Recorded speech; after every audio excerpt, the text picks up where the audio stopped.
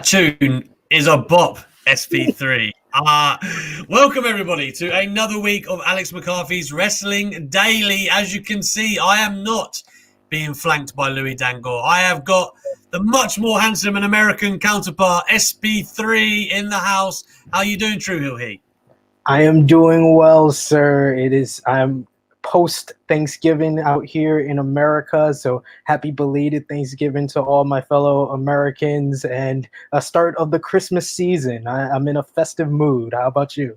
I'm good. I mean, I'm probably not as bloated as you, I assume, at this point. But let me tell you something. I'm excited because gyms open again in the UK tomorrow.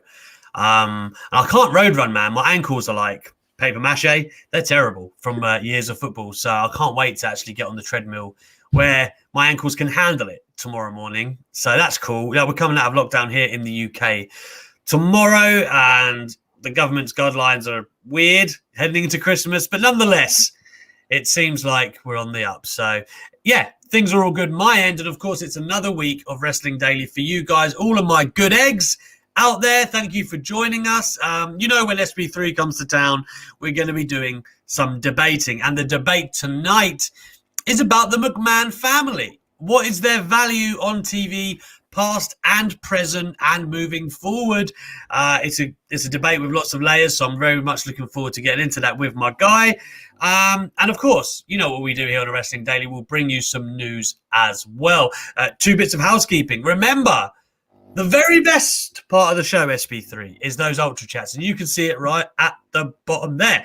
Send in your messages and questions at WrestleTalk.com/Wrestle2. Our lovely moderators will then take what you say, pass them along to me, and I will read them out on this show. So make sure you do it. I love getting popping with the Ultra Chats. It's my favourite. Secondly, people who may have tried to get hold of this on podcast last week may have noticed that it actually wasn't up. That's because the guy who does that was on holiday last week. Unbeknownst to me, they were having a life. Cannot blame them. So this week, though, all back to normal. You'll be able to catch up on all episodes on all of your usual podcast services. So fear not. You can have us in your ears once again. SB3, it's nice for me to have you on a Tuesday, a night after wrestling. Normally it's the Wednesday slot, and we're looking ahead rather than behind. But tonight we're coming off a Raw where, you know, Raw has taken a lot of criticism over the past couple of months, but maybe in the past couple of weeks they've had at least some segments that are worth people's time. And there was a lot that kind of went on last night. I think the first report we need to get into before we actually get into what happened is the backstage chaos that we're led to believe is ensuing on Raw right now. Yes, so I believe it's Fightful Select. They reported that the script for Raw just came to fruition a couple of minutes before. I think about like 7:30, 7:45 in the evening time, right before they went live. And they had a couple of like backstage notes from Fightful Select as well as PW Insider. They said the opening segment with Randy Orton, Bray Wyatt, and Alexa Bliss was 100% Vince McMahon's vision. It also says that the current creative for WWE is in the hands of Vince McMahon and Bruce Pritchard, has been previously reported, and that Bruce Pritchard is considered the most powerful person in WWE right now, other than McMahon family members. And creatively, everything flows through him at the moment, and his word is very much the gospel when it comes to Vince McMahon. But last night, he was not actually present, and that Triple H was in the position of Bruce Pritchard, and that was considered a breath of fresh air to most of the talent backstage. Wow. I mean, this script being changed prior to the show, very, close to runtime, that's kind of nothing new for WWE. It's very almost strange that they operate that way, but alas that they do. I know there's a lot of things going on, and they've also got a lot of hours of TV in a week to fill. And I think the difference between them and Dynamite, where Tony Khan is so kind of meticulously laid ahead, would be that nothing can really get sorted until Vince McMahon looks at it. So it depends really how busy he is. And I read on the show day, I think it was SmackDown last week, that he arrived at like 12:30, which, you know, superstars have already been in the arena for about a few hours at that point. Right. So what they think they're doing, the writers are talking to them about, Vince might take a look at it and go, don't really like that. And then it ends up being a whole rewrite. And that's why we were talking about this the other week, the whole structure in WWE, and the John Moxley has said that himself. The infrastructure is broken there, where there are so many different layers before you actually get to the people that decide what's going on. And you can't go directly to those people most of the time, so it's kind of, you spend your day going back and forward, not really knowing. So either way, what Raw had in their back pocket this week was a great triple threat match. They had Matt Riddle, Keith Lee, and AJ Styles, which I think most of us would agree was a very fun match. AJ Styles being a direction, SP3. We had talked about this maybe being a Mania opponent for Drew. I must say, judging by the promo talking about Roman Reigns yesterday, I'm having a hard time believing they're not lining up Roman and Drew. I don't know how exactly they're going to do it, but my instincts tell me Roman and Drew is where we're heading. I mean, it's not like WWE to like put something too far out ahead, and the fact that he mentioned him and that a majority of his promo was about Roman, I can understand why you feel that way. I mean, I know you and Louis were talking about like WrestleMania opponents, and I said before to you that I put on my Vince hat when it comes to potential matchups and stuff like that. And I said it in the comments when you guys were commenting on AJ versus Drew for WrestleMania. I didn't see that as a WrestleMania matchup because I don't think Vince McMahon sees AJ Styles as a WWE championship challenger for WrestleMania. I said that, you know, I think that you and me were on the same page as far as the Sheamus story. That feels more like something that Vince McMahon wants. And the fact that we're getting this much of build and it's kind of a slow burn, we got a little bit more of like a push toward it with Miz kind of being the antagonist and saying the inner thoughts of Sheamus about him being in the shadow of Drew McIntyre. That was a little bit push forward and a progression in the story. It made me feel like maybe we're not getting that at WrestleMania. That felt like more as like, okay, now they're pushing it very heavily. Maybe it's Royal Rumble, but I never saw AJ Styles as that guy. I feel like AJ has his heater in Almost, which is interesting, and it's a new dynamic for him, but I didn't see that as a WrestleMania type matchup. I think on paper and in the ring, it's WrestleMania quality for sure. But as far as in Vince McMahon's eyes, I don't see AJ Styles as that WWE Championship challenger. So I think that this match at TLC is going to be great. It's going to be excellent. But this is what I saw Vince McMahon doing more than WrestleMania. You know what's interesting about that as well is, remember, we did have AJ Styles and Shinsuke for the title at WrestleMania. I was there, and many people felt, oh man, I wish I'd known you, but at this point, we're going to be tearing up New Orleans. Come on. Yes, man. Oh, and that, to anyone who hasn't been, by the way, the greatest place in the world. But like, I'd actually rival it with Vegas in terms of Bourbon Street. But there you go. Anyway, I digress. I was at that WrestleMania, and a lot of people were like, man, this is going to tear the house down. Obviously, we knew what they had done previously in Japan. And it didn't quite hit the notes. I know that we ended up getting the Shinsuke heel turn and all of that stuff, but the match never really got into the top gear that you would have hoped that it would. And I wonder if Vince kind of, you know, again, he might have a totally different interpretation of that match. He might have, he went on to have him fight at like the next 2 or 3 pay-per-views, so who knows? He might have liked it. But I wonder if that sticks in his mind and he thinks about AJ in that top spot. You know, just ostensibly, you're looking at top heel, top babyface on your brands who are going to meet. That would mean you would gravitate AJ and Drew. But I know what you mean when it comes to WrestleMania.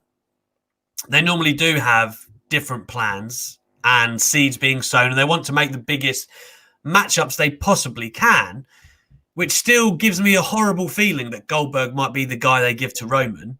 And although, like, I would love Roman to just steamroll the hell out of Goldberg, I still don't really want to see Goldberg, full stop. But I don't want to see that match, right? So I've just got this, like you just said it, right? They don't often do things for nothing. And there's a lot of kind of, for Drew to kind of recap what's going on with Roman and his unfinished business, and, you know, he talks about the war. It seems like they are going down that road. Sheamus feels like it would be Royal Rumble, and the timing would match up with the way that I look at it this week. I think that took a step forward, and it probably will do on the road to TLC and beyond.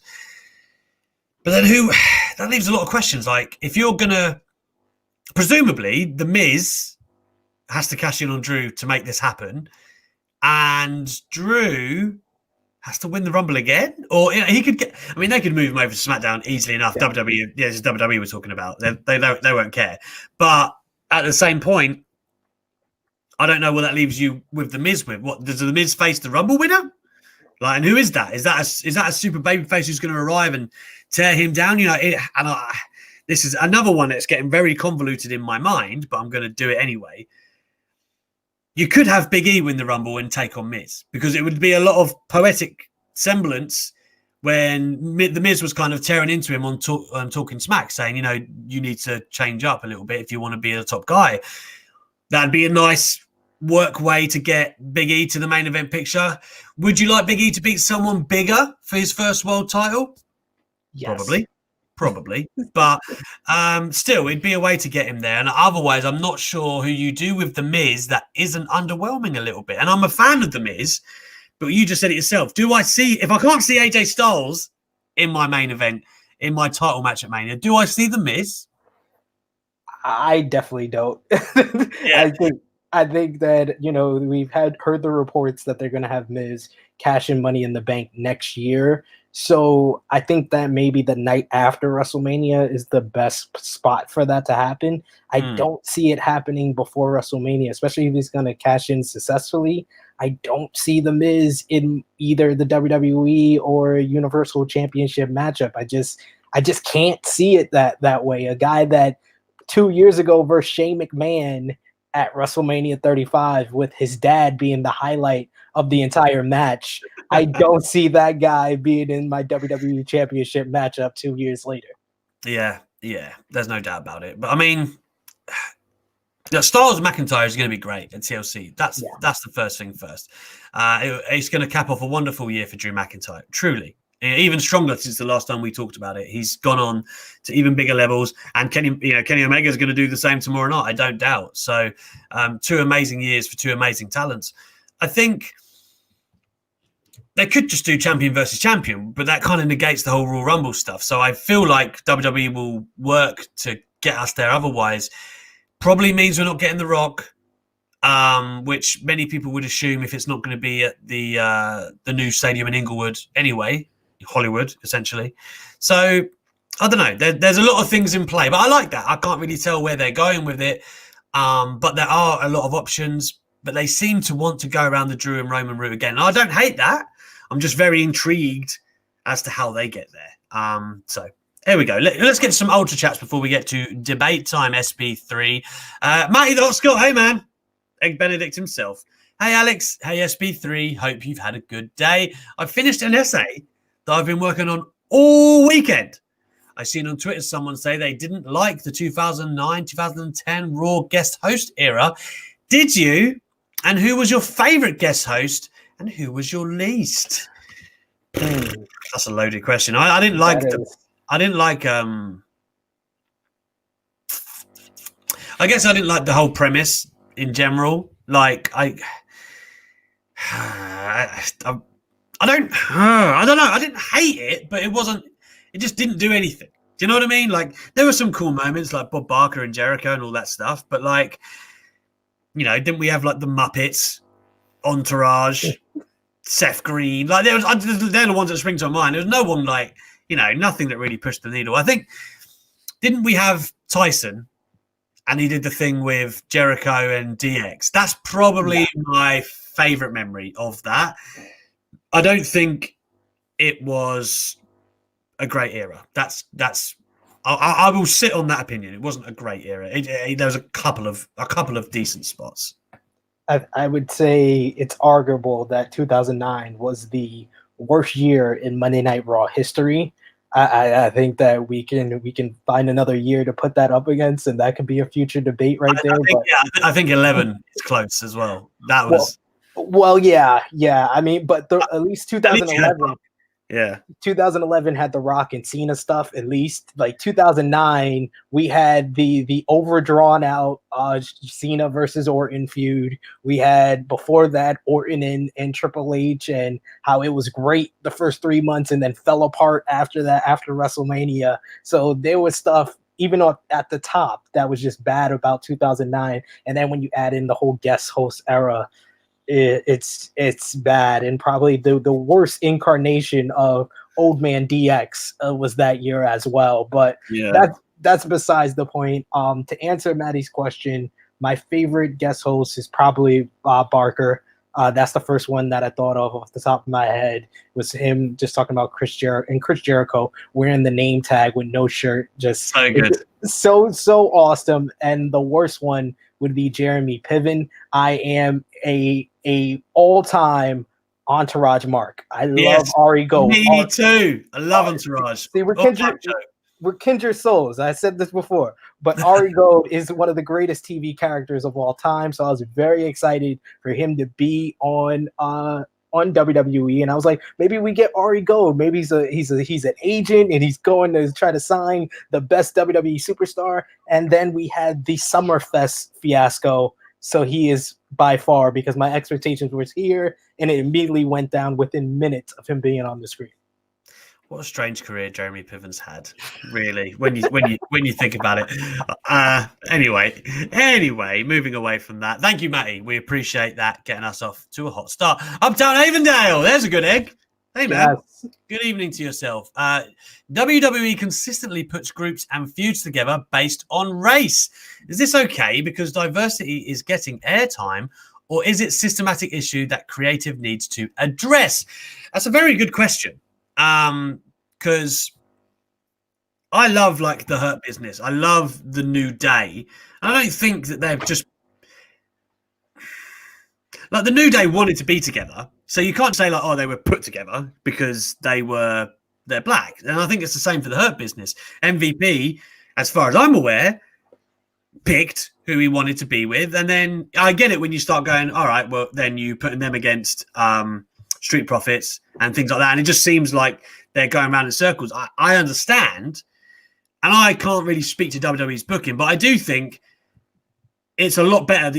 And really, if you take race or creed out of it, we've just got more talented people on Raw right now, and it just so happens that a lot of them are African American, right, or black, whatever you want to say. So I never look at it. I never look at a segment and I'm like, oh man, you know, 2 white stables or 2 black stables. You know, I don't really drink it in like that. And I think now in WWE, and this probably goes across the broad.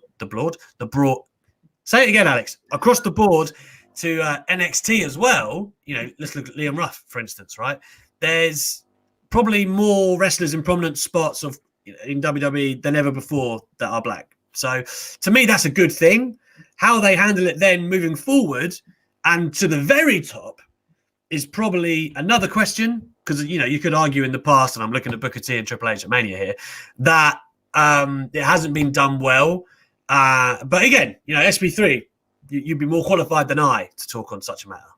Funny enough, I could use this as a plug. I actually contributed to Laurie Blake. He's doing on Parts Unknown, one of his Explained series talking about Kofi Mania. And I addressed how kind of diversity in WWE is much better than it was when I was growing up as a kid, when you had like the Nation of Domination playing off of the Black Panthers. You had Harlem Heat, and I was a big Harlem Heat fan because I'm from Harlem.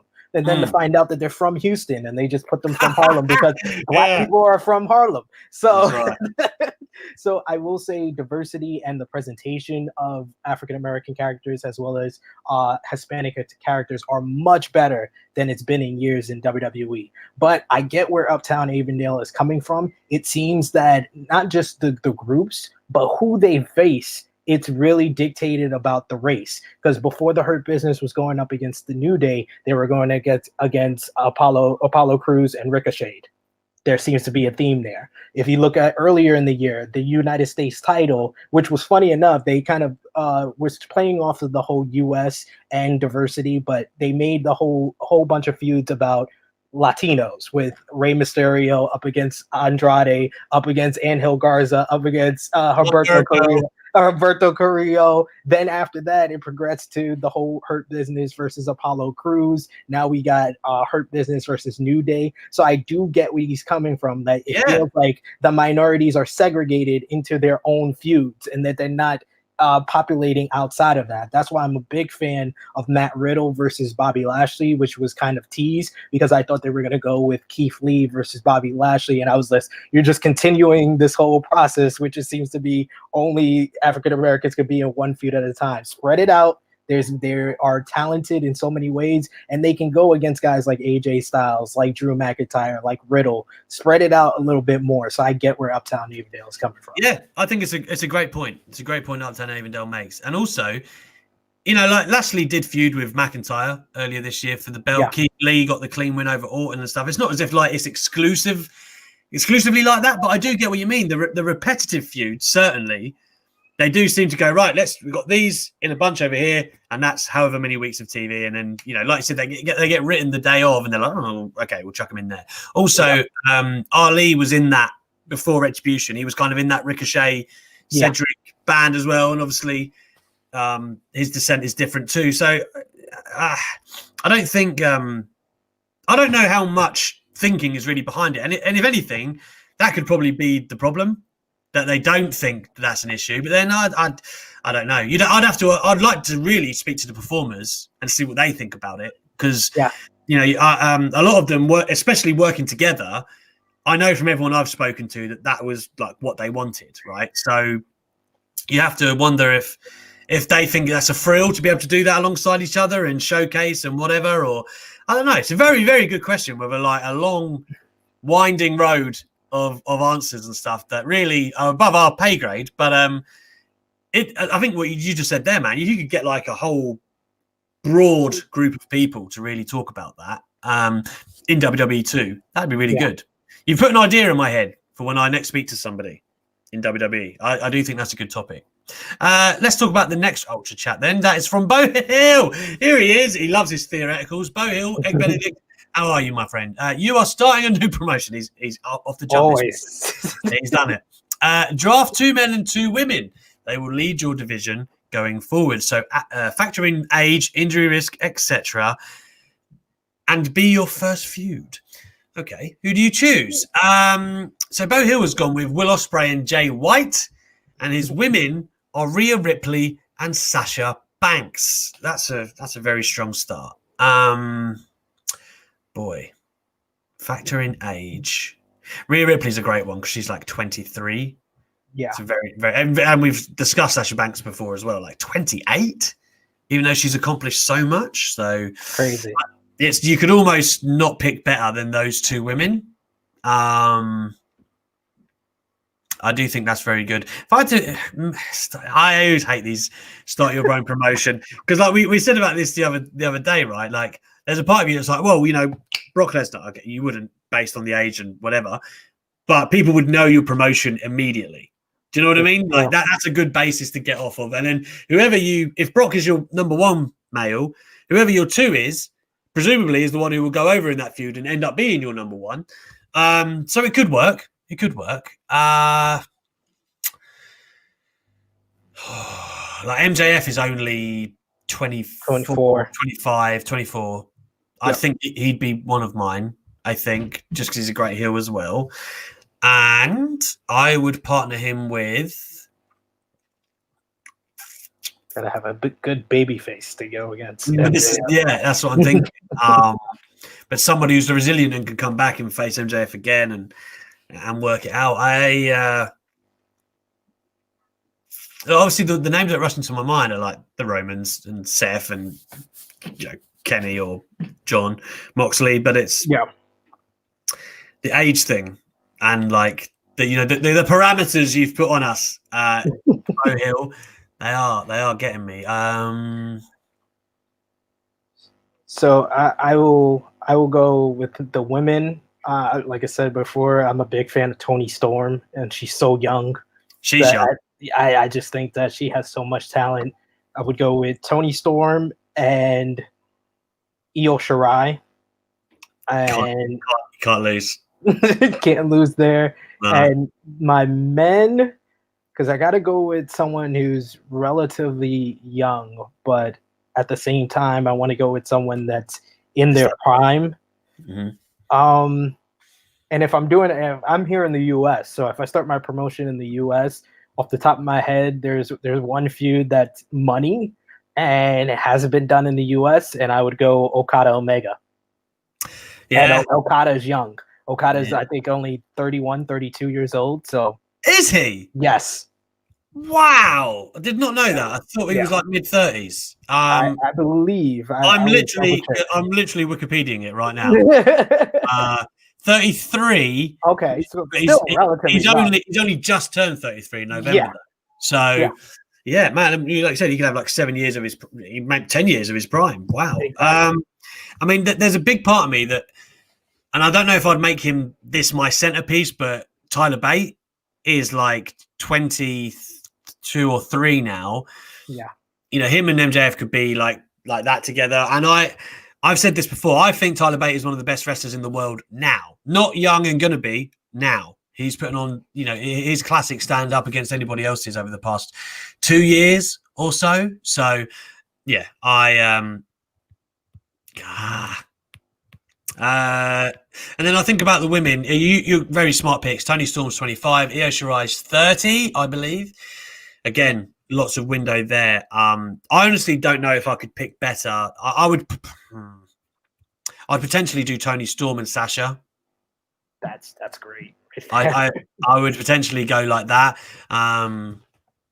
Yeah, it's very hard to say 4 because I'm thinking in my head like diversity and like box office. No, there's like all kinds of stuff I'm thinking about. Yeah, but with 4 people, it's really difficult. But yeah, that's where I would go. It's a good question once again, Bo Hill. You love putting us on the spot like this, and I highly love it too.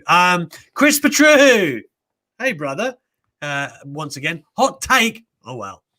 Eddie Kingston had the most unexpected and one of the best pushes in 2020. Thoughts? Can't argue with that. It was unexpected, but not because of for lack of talent or anything. Like he's always had it. It was just the platform and the stage. I feel like the main component here is working with Moxley. And I don't mean that in the way that Moxley brought him up. I mean that they are close friends in real life, and they have that chemistry and respect. And it was the perfect feud for him to get spotlighted on. Like if you do Kingston and Jericho, it's still great, but it's not the same. Like this brought out the most in Kingston, for my opinion. SP3.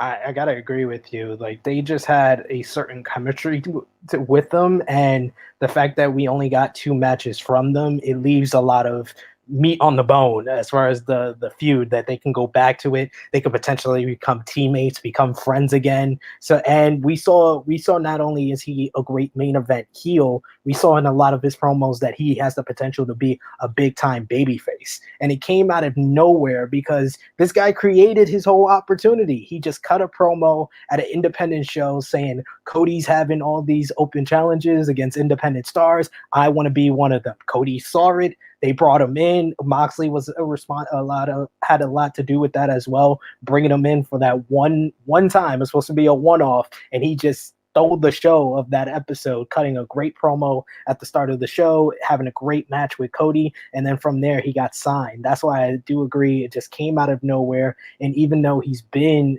in professional wrestling for so long, and we've known that he's great for so long, if you've been a fan of him independent-wise, and me being on the East Coast, I've seen Eddie Kingston for over a decade now. I know he's this good, but just how it came out of nowhere, he has to be considered one of the breakout stars of 2020. Yeah, absolutely. I keep seeing Jacob Fatu wanting the shot at Cody, or like he had talked about getting on the TNT title. That's something I'd like to see as well. I just want to bring this up from our good friend Chris G, Johnson Jabronis himself. I'm still upset they turned my Puerto Rican brothers into matadors with a tiny ball and then timeshare salesmen. People forget about that. People forget that they were timeshare salesmen in Puerto Rico. They were strolling around with brochures and everything.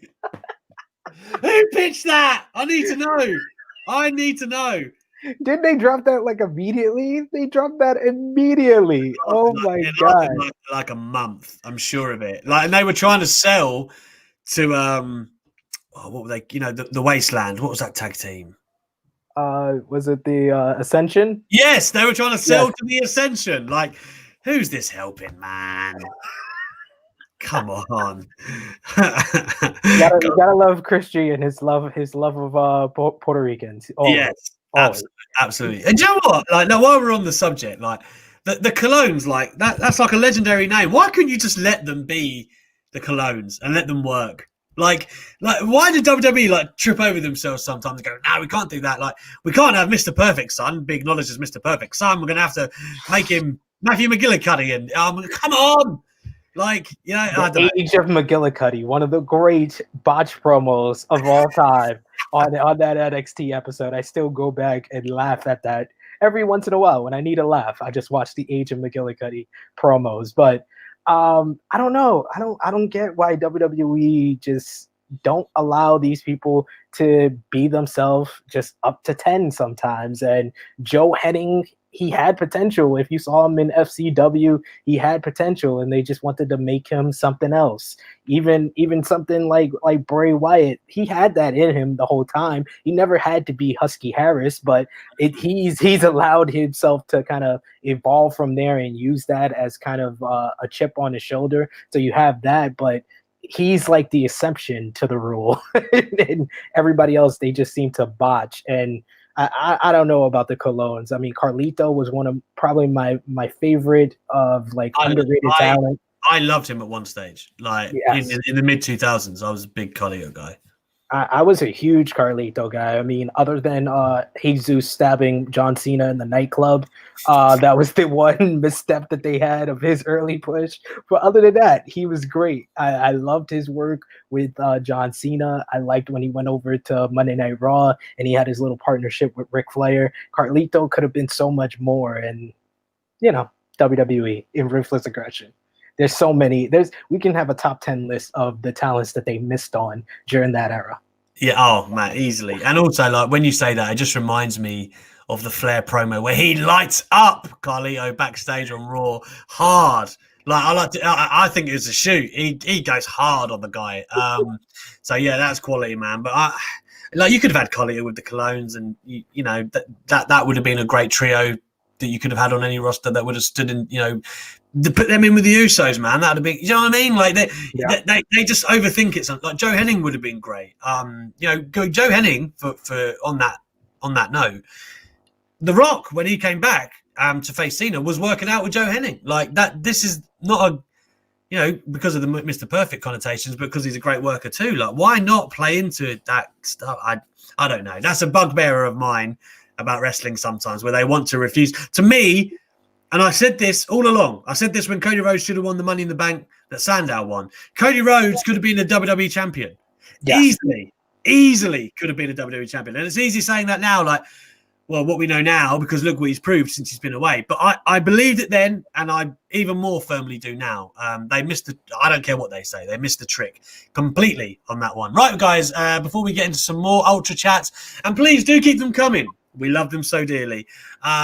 We are going to get into our debate, and then we will circle back round and answer all Super Chats. So, Matthew McCoskey, before you dig me out for not reading your Super Chat, Ultra Chat, it will happen, I promise. But the debate today is about the McMahons.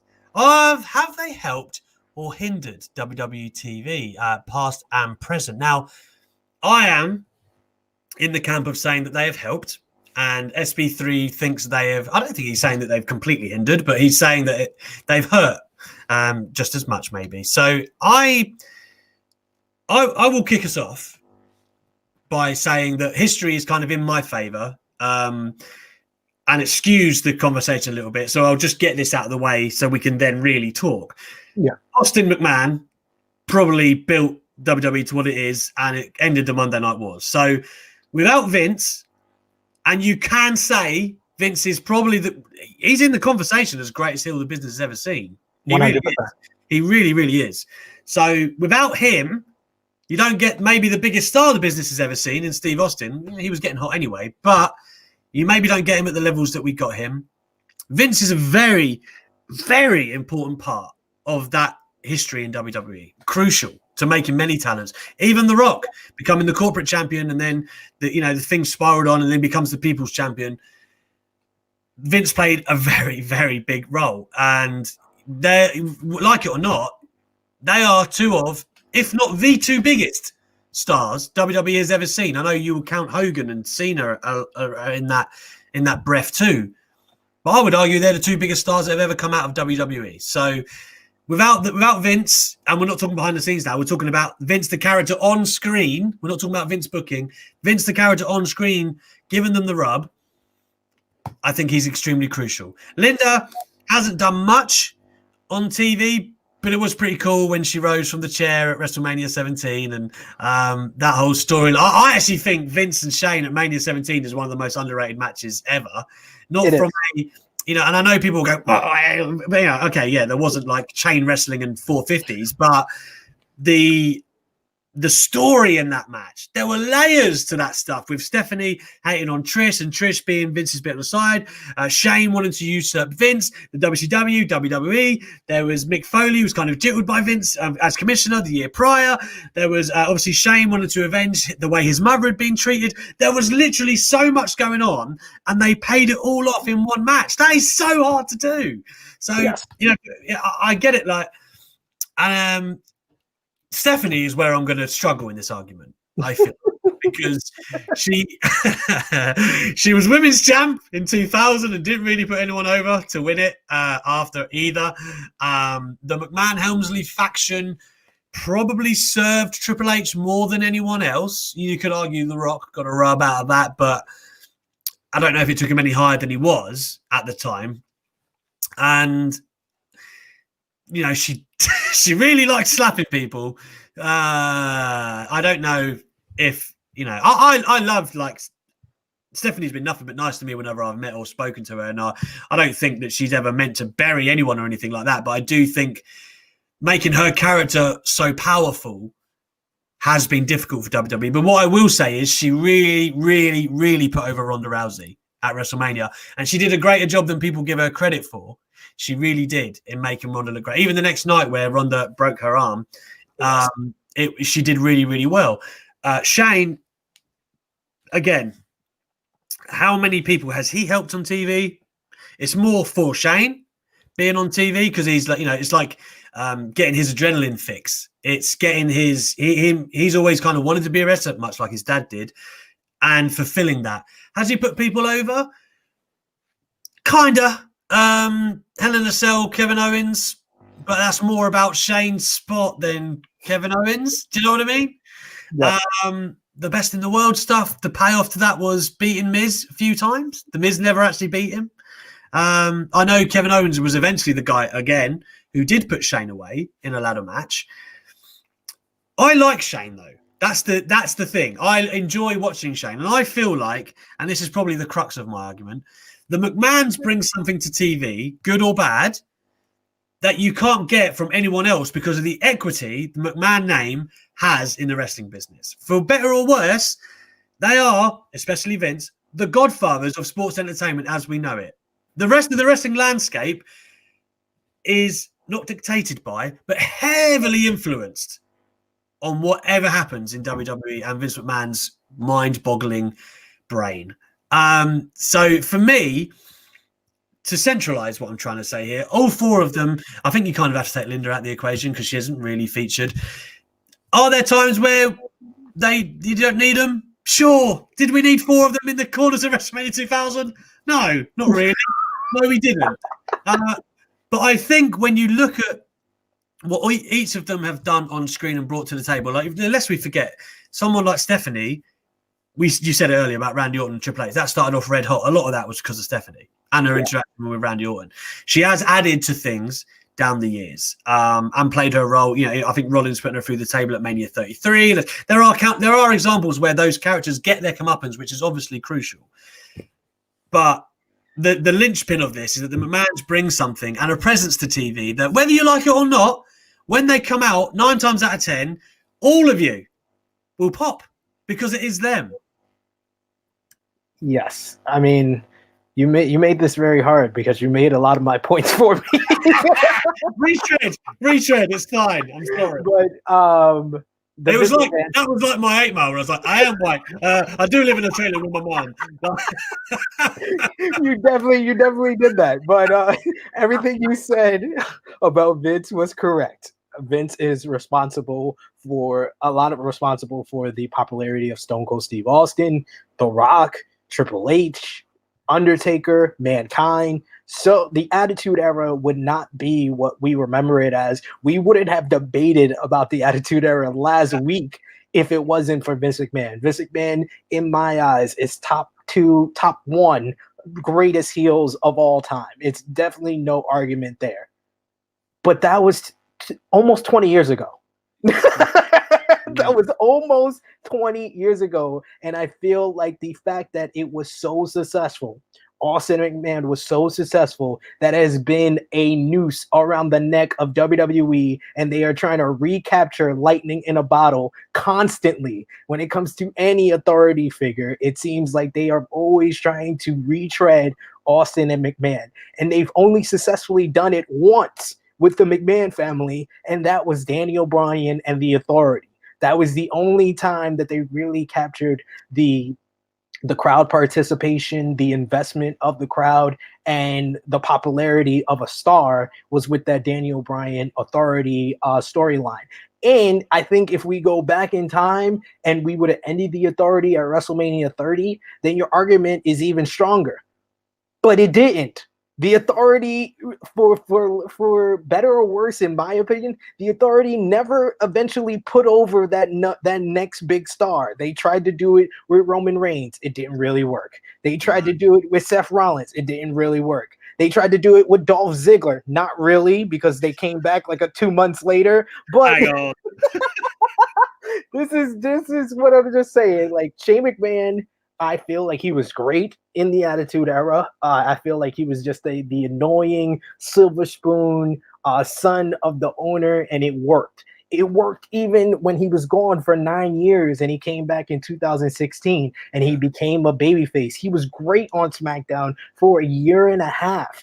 And then they made SmackDown so much about him that he turned heel way before he had a heel turn.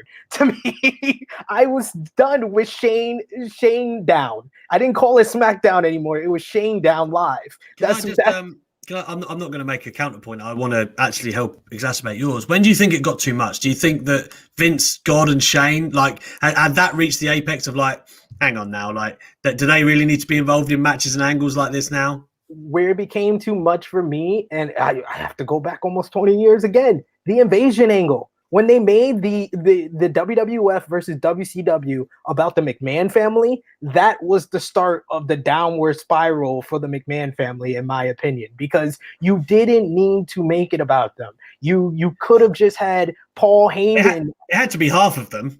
Like, that's part of the battle. I mean, yeah. I mean, Shane, you could have had just Shane head up WCW and align himself with Paul Heyman. The injection of Stephanie McMahon was pretty much useless, in my opinion. Like, there was no need to bring her into that. In so many diminishing factors with Stephanie McMahon's character from there. I know. There's the Chris Jericho Triple H feud at WrestleMania 18, where they made Chris Jericho a side act. He was babysitting a dog as the undisputed champion. You know what's interesting about that, though, is Stephanie actually did a lot for Jericho prior to that, right? Like in helping getting him really popular and like him being able to call all the names under the sun. And then they did that where he just like aligned with her, and it was terrible. Yeah, I totally agree. Like they for some obscure reason, like, don't fix what ain't broken, and they really did. It was awful. And then they kept trying to go back to the whole McMahon versus McMahon. Like that was so good. That was another hindrance on them. That the WrestleMania 17, the build up, all the layers to that rivalry, that was so good. And it should have ended the McMahon versus McMahon storyline there. But they kept trying to retread it. We had in 2003, Stephanie versus Vince McMahon at No Mercy 2003. Don't get me started on how many things was wrong with that feud and that match where a father is choking his daughter to death. I don't know. And Stephanie faced Lesnar in the build-up, lest we forget. Oh my God, it's just so much bad that has been involved in this. Shane McMahon was always my favorite. And then I said, like a couple of years ago, they even made me sick of Shane McMahon being on television. And I love Shane outside of the ring, but as a character, it became grating. Even when he was a babyface, they made so much about SmackDown about him. When Daniel Bryan was great as general manager, where you could have had Kevin Owens take out Shane McMahon for a few months and just focused on Kevin Owens going against the general manager Daniel Bryan, who's trying to protect his commissioner, his boss. They could have done so much with that storyline, and it just became more Shane McMahon. It just became so grating that they had to turn him heel a couple of months later. They just don't know when to cut it. They just don't know when to end McMahon storylines. That's why they have become a hindrance to the WWE on television more than a positive. It just feels like the heights of 2001 give everyone rose-colored glasses, and we just gotta ignore the last 19 years of how many problems they have caused on WWE television. Before I give you a rebuttal, Alan Weinstein says, Alex, you got robbed at WrestleMania. I did. Roman Reigns, Louis, really need a new partner at Wrestling Daily. Well, I bring that comment up because I'm just saying I would have SP3, who has been lobbying to be on WrestleMania, as my partner any day, representing Wrestling Daily. The man knows more about wrestling than anyone I think I know in this day and age. And also, I'm not the only one who thinks that. There you go. Alan wants it too. So, guys, you know what to do. You just flood Blompier and tell him that SP3 needs to be coming on with me, and we will make that happen again. I will say SP3 for Quizlemania. Hashtag it and tag Adam Blompier on Twitter. Yes, I will absolutely hashtag that after the show. Just to circle back to your point, you made some great points. Like you said, there was many times where you could have, like, we didn't need Stephanie to be leading ECW. We didn't need that. We could, you had Paul Heyman. They brought in Eric Bischoff a year later, and he had a great run as Raw GM, but wouldn't have been amazing if he was like the head of WCW during that period. There's a lot of different ways they could have gone about it, and it seems that the crutch has always been the family dynamic of the McMahons. And I do think, given their place in wrestling law and what they've done, especially Vince, like for the business, that they do hold a special luster, that when they come out, we can't help but, love them. And even Vince doing what he did for Taker at Survivor Series was cool. Like, you can't get that of anyone else. Do you know what I'm saying? Like, they do overkill sometimes, but at the same time, Kevin Owens and Vince McMahon, that was 2016. 2017, I believe. Was it the run up to Mania or no? The Hell in a Cell between Shane and Kevin Owens. Correct. I'm trying to think of like where it fit in the year. For me, like, Vince literally was just on that show, one and done, did what it had to do, put Kevin Owens over Hughes. No one had done that to Vince in a long time. He was an old man now. So again, when they get it right, they really get it right. Because we have to admit, everyone was talking about Kevin Owens beating up Vince McMahon. That was like major news for the next few days, basically. So I do think that the McMahons bring more to the table, and they've helped more than they've hurt. That's my opinion, because we're being picky when we're saying we didn't need them here or we didn't need them there. Like, I'm very hard pushed to think, apart from the Miz against Shane last year, but I'm very hard pushed to think of one that really just totally hindered. Like, that's the key word that you used for me that I resonated with, like hindered. If I look at, I didn't like Stephanie going over Brie, but you have to say as well that really did help Nikki, who actually turned heel there, and look what she got out. Could it have been done without Stephanie? Probably, but would it have been as impactful and newsworthy? I would argue it wouldn't have. It would have just been another angle. So, again, you have to say that the star power of the McMahons is real. It is, and it does help. And they have created a host of great moments that we've touched on here. More in the Attitude Era, for sure. But there are some rare examples like Daniel Bryan and Kevin Owens as well. The Roman Reigns one, I admit, failed experiment, but I think the League of Nations played their role in that as well. I think they've certainly helped more than they've hurt. I think you've hit the nail on the head. Well, if we can both be right, they're very important, and they have given a lot to TV, but at the same time, they don't know when to say stop. And I think for Shane returning, he probably felt like he needed that run. That wasn't really for anyone else than Shane, I think, which is fine. I get it. It doesn't have to, just because he's a McMahon, not get his time, I guess. But the Stephanie character, other than the Ronda Rousey and helping Nikki Bella, I will struggle. And she did help in the Randy Orton feud as well, but that's not a lot as opposed to Vince and Shane, like what they've done through the years. What Shane did with Kurt Angle at King of the Ring 2001, lest we forget. Absolutely. There are some matches there where he did a lot for people, and he's taken a lot of crazy bumps to put people, I guess the argument there is, did he do it to put him over, or did he do it just because he's a crazy son of a gun? So my feeling is that you can't. I wish you can't see their hindrance, but that I just think that they've helped more than they've hindered. That's my bottom line. Should they be on TV today? You'd probably be right. Not really. Like, are they needed? I think only in special circumstances, a la Vince and KO. Yeah, I mean, I wish that we would have got more of the 2001 Shane McMahon, who was willing to pit people over, willing to play into the fact that he wasn't a wrestler in 2016 through 2019. Because even when we talk about the great segment with Kevin Owens and Vince McMahon, we tend to forget that Shane McMahon never put over Kevin Owens clean. It took Sami Zayn helping Kevin Owens to beat him at Hell in a Cell. And then at the end of the feud, Shane McMahon and Daniel Bryan beat them and had them thrown off of SmackDown. So even though Kevin Owens, that was like probably the heights of him. Yes, that too. The heights of Kevin Owens in WWE is probably, you can probably name that Vince McMahon segment as one of them. He never really got put over to the point that he could have really took that momentum forward, because Shane would never put him over.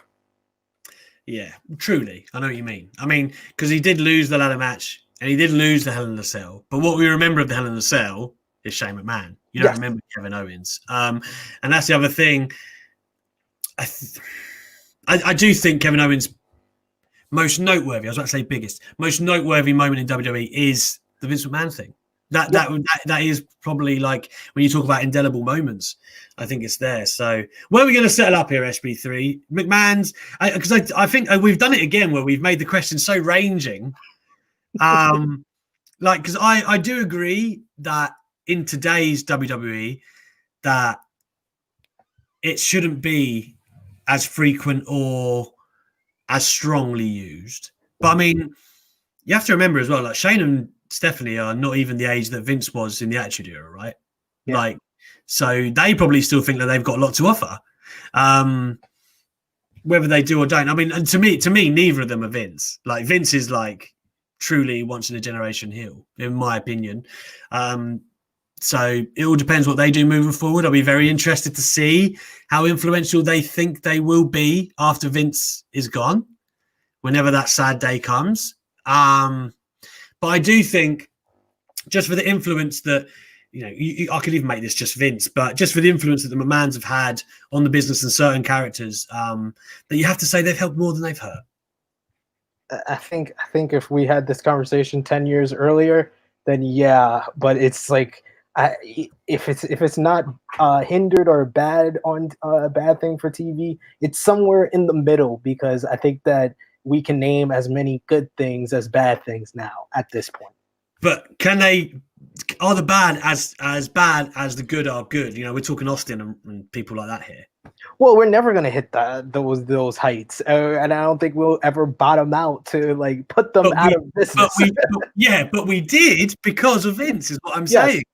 So I don't know. I mean, we can call it a no contest. I'm happy with that, because I don't feel like I've got a rubber stamp victory, and I feel like both sides have their merit. We're diplomats here on the Wrestling Daily, so I think good points have been made both sides. So I believe that takes us to 2 to SP3, 1 to me, And 2 no 2 contest. ties. Yes. 2 ties. There you go. Well, SP3 is still the reigning debate champ, and I don't envisage that changing anytime soon. But that is a very interesting topic that you guys are more than welcome to get into with us. The McMahons on TV.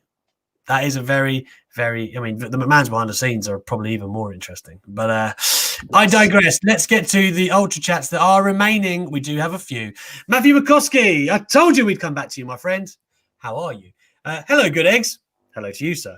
I have a few things to say, but there's only 255 characters. That's Twitter. This is basically my inner Twitter feeling you right now.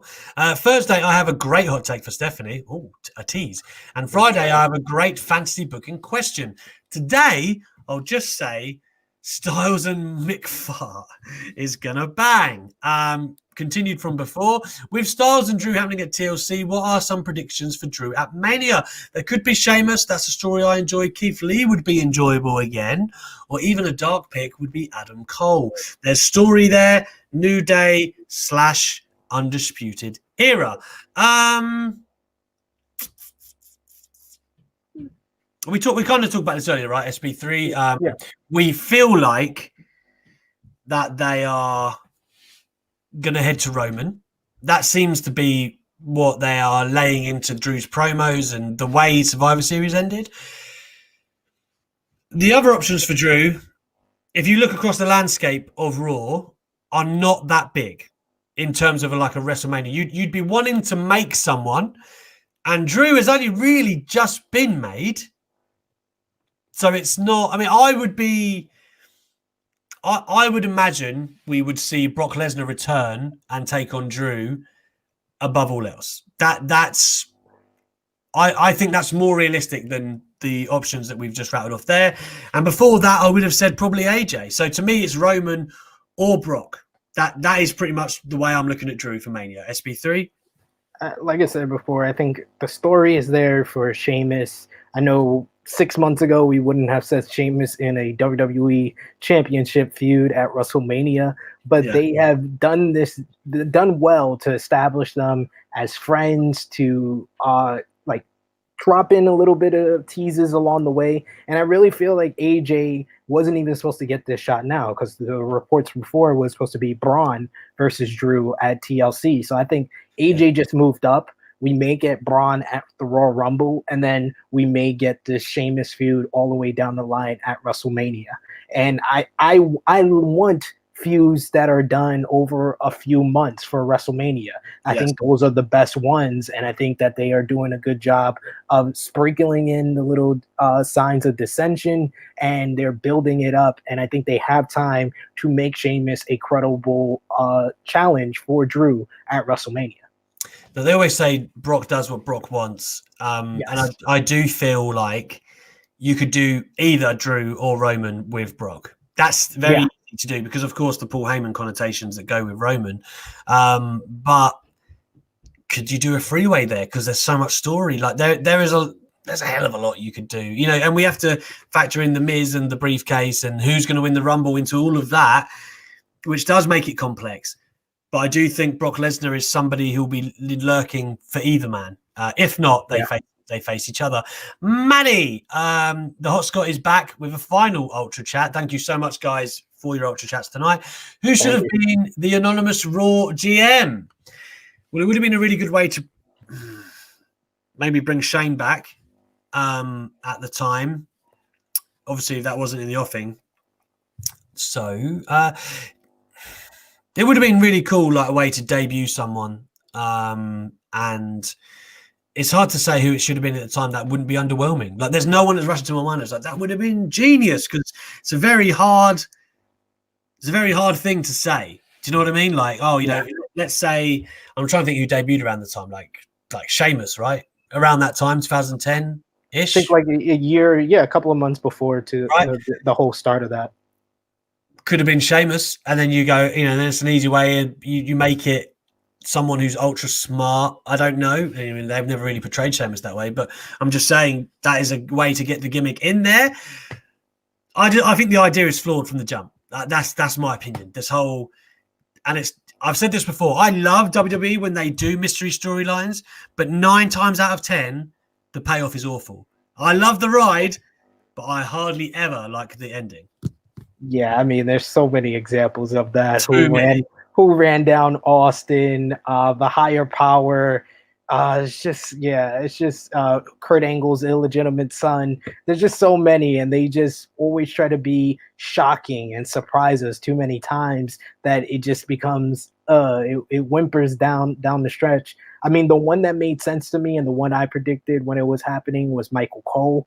Michael Cole, they were building up as this heel, and I feel like that would have been a proper payoff to transition him if they wanted to make him that big of a heel, and he was that big of a heel because, well, mostly because he was getting go away heat, but but if you wanted to make him a character, he needed to get off of commentary, and that was the natural progression. He was the messenger for the anonymous Raw general manager, so it only made sense for him to be revealed as that. And I think that it would have made sense. It wouldn't have been the most shocking thing, but at least it would have made sense. That's what I beg from WWE. You don't always have to shock us. You just have to make sense sometimes. We would take solace in logic. We really would. Because when you actually sit there and think about it, Hornswoggle making all of these matches, like, you know, it stinks of like the day of Vince going, oh, whatever, let's just make it Hornswoggle. It'll be funny.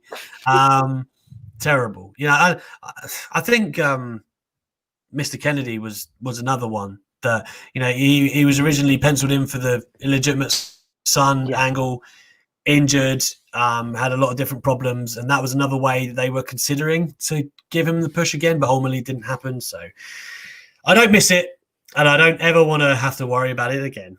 So there you have it. Guys, that brings us to the end of Alex McCarthy's Wrestling Daily with SP3 for WrestleMania. The man himself, True Hill Heat. Make sure you get that hashtag going, SP3 for WrestleMania. I will be tagging Adam Blompier after the show. Louis Dangour will be back tomorrow. SP3 is in his place for tonight, but they have traded. It's worth noting the not this Friday, but the one after. SP3 will be taking Louis' place on the Friday. Look at him. He's getting in. He's getting booked. And Steph Chase, of course, will be here on Thursday as well for the Wednesday Night Wars chat and those piping hot takes. So thank you so much, guys. Really appreciated your Ultra Chats and all of your great comments tonight. I always appreciate them. Catch up with us on podcast or YouTube. We'll always be there. But until next time, we'll see you later.